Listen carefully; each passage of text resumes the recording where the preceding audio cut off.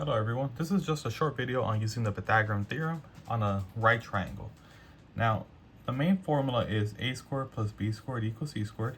This only works with the right triangle, and as long as you have two of the sides, you can find the third missing side.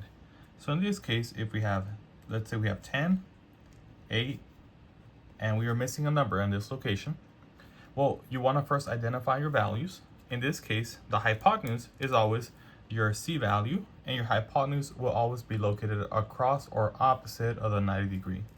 So this is your hypotenuse or your c value, and then the order of a and b doesn't matter. So long as you know which one your c value is, that's perfectly fine. So we're going to have a or b, doesn't matter, for 8 squared plus x squared equals 10 squared. We're going to square the values. 8 squared is 64. Bring down the x squared, 100. Subtract the 64 to the other side of the equation. And we get x squared equals 36. To get rid of the power 2, we take the square root to both sides. And we get x equals 6. Now, sometimes you will not have a perfect number. That's perfectly fine. If you want to leave it as a radical because it's not asking you to simplify, that is a possibility. So that's one example there. Let's go for a second example.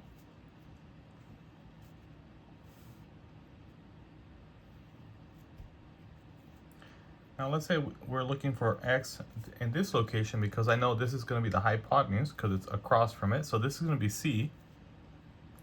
Now let's say you have the number 5 here.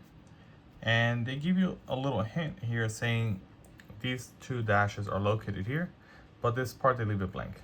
Main thing to know is if you have a 5 here, in this case, but these two have little markings, these markings signify that these two sides are the equivalent or the same. So if this is 5, this side over here is also 5. And now that we know two of the sides, we can find the third missing side. 5 squared, our c value for the x squared, 5 squared is 25, plus 25, x squared. Now since our values here are, we can combine like terms. On the other one, we had a number on one side, number on the other one, so we had to subtract in order to eliminate. We get 50 equals x squared. Same, we need to get rid of the power 2, so we're going to take the square root. Square root and square go away. We get x equals the square root of 50, or if you put this in the calculator, we would end up getting 5 square root of 2.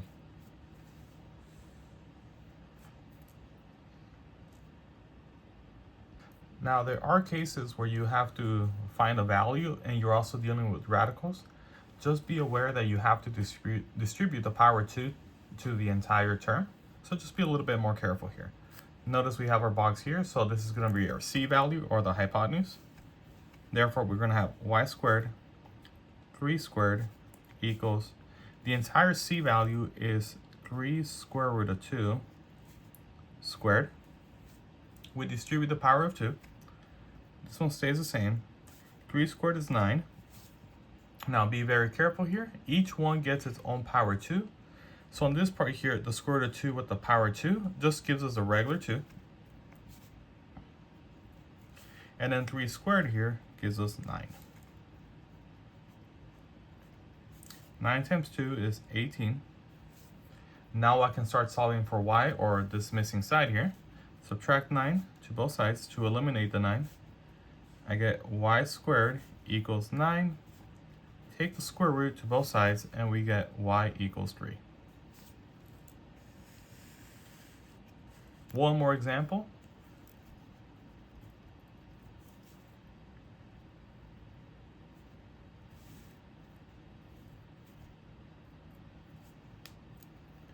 Let's go with square root of 15 and 5 square root of 2. Alright, this is the side that's missing, so, and I know this is the hypotenuse. It is opposite or across the 90 degree here, so c is our missing value.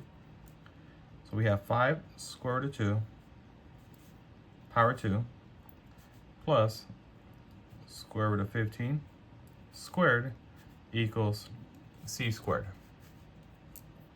We're going to square everything here. 5 squared is 25. Square root of 2 squared gives us a regular 2. The 25 times 2 gives us 50. The square root and the square cancel out, so we get a 15.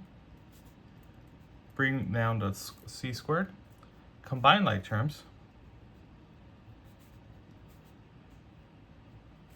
Take the square root to both sides.